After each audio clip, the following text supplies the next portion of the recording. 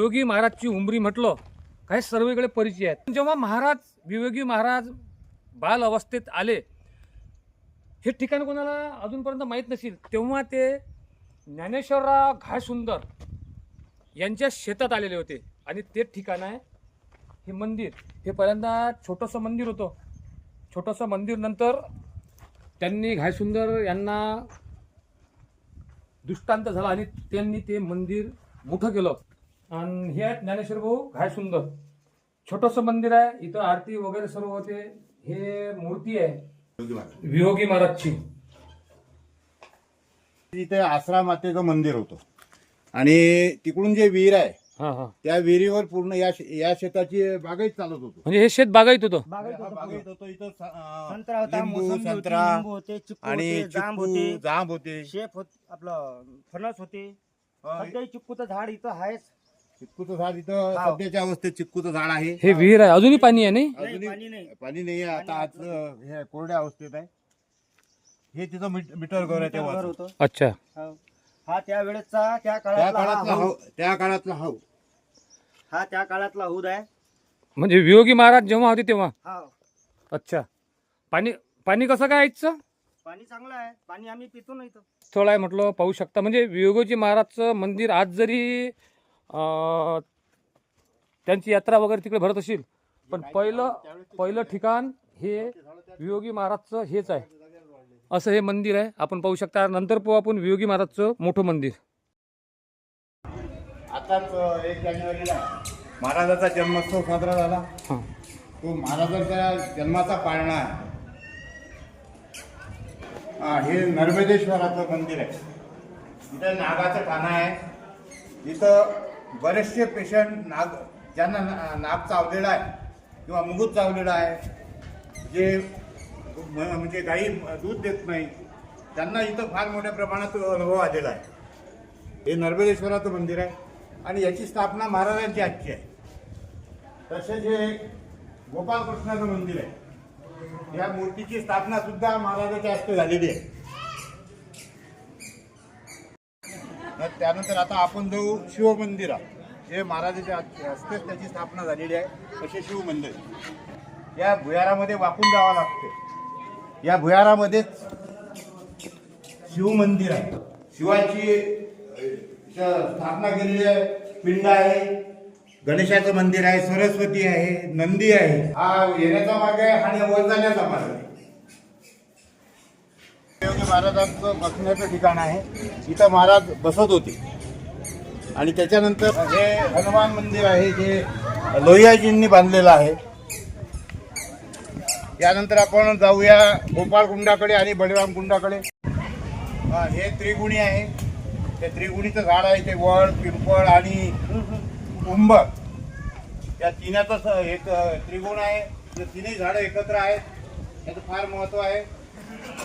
तसेच गोपाळकुंड. आपण आता गोपाळकुंडाकडे जाऊया. हा गोपाळकुंड आहे. इथं हे गोपाळकुंड हे तीर्थक्षेत्र आहे. इथलं भरपूर तीर्थ लोक येतात. त्यांचे आजार बरे होतात. मुलाबाळांना आजार असणे, गाई म्हशीला दूध न देणे, असे अनेक आजार या गोपाळकुंडाच्या पाण्यापासून दूर होतात.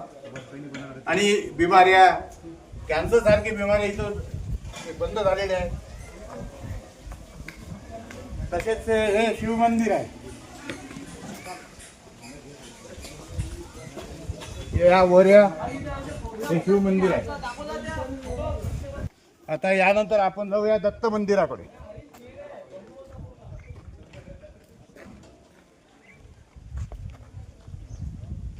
हे दत्त मंदिर आहे. इथे दरवर्षी दत्त पौर्णिमेला कार्यक्रम असतो. हे दत्त मंदिर आहे. संत वियोगी महाराजांनी ते केले. हे रामलाल महाराज यांचं समाधी मंदिर आहे.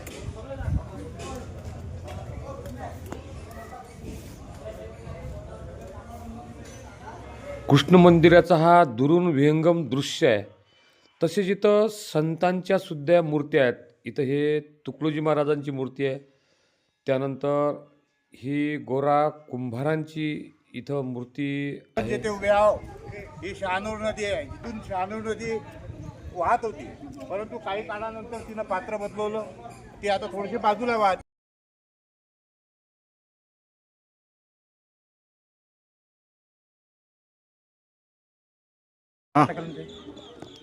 संत म्हटल्यानंतर एक निवांत स्थान त्यांना झोपण्या उठण्यासाठी पाहिजे, आणि हे आहे ते निवांत स्थान विवेकी महाराजांचं, त्यांचं निवासस्थान. महाराजा सुरुवातीचा फोटो आहे याचा. आणि विशेष म्हणजे इथे महाराजांचा एकदम सुरुवातीचा फोटो आहे तो, म्हणजे एकदम ओरिजिनल निवासस्थान हे होतं त्यांचं. कौलारू काळ बदलला आणि काळानुरूप हे बदललं. हे सर्व जुने फोटो, हे त्यांचे सर्व जुने फोटो आपण पाहू शकतो. जुने सवंगडी आहेत सर्व. हा. त्यानंतर याच गावातले जुने सवंगडी यांच्यासोबत आहेत हे सर्व फोटो. ते आमचे आबा. हा. हे मंदिर हे जे आहे ना, हे मंदिर हे जे आहे जे सभामंडप. आपण जुनं मंदिर पाहिलं हे. श्रीकृष्णाचं, ते हे मंदिर आहे, म्हणजे पुरातन आहे. त्यानंतर या गावातीलच हे जुने लोक त्यांच्यासोबत राहिलेले. अशा जुन्या आठवणींना उजाळा इथे या मंदिराच्या माध्यमातून ज्ञानेश्वर भाऊ घायसुंदर तसेच गजानन भाऊ कोळंबकर वरते हे देत आहेत. हे नाव सांगू. उमाडी आश्रम येथे भक्त समेत असताना हा फोटो आहे. ते आमचे आबा ते. ते होते. हं? दुसरा नंबर बाजीराव धनाजी घायसुंदर. तबला पेटीच्या भजनात जे इथं होते ते ज्ञानेश्वरराव घायसुंदर यांचे वडील, म्हणजे आबा पेटीवाल्याकडून दुसरा नंबर. काय नाव ते? बाजीराव धनाजी घायसुंदर. असं हे या हुंबरी वियोगी महाराज. प्रिय दर्शकों, गन्ना का लाइक सब्सक्राइब शेयर करना विसरू नका.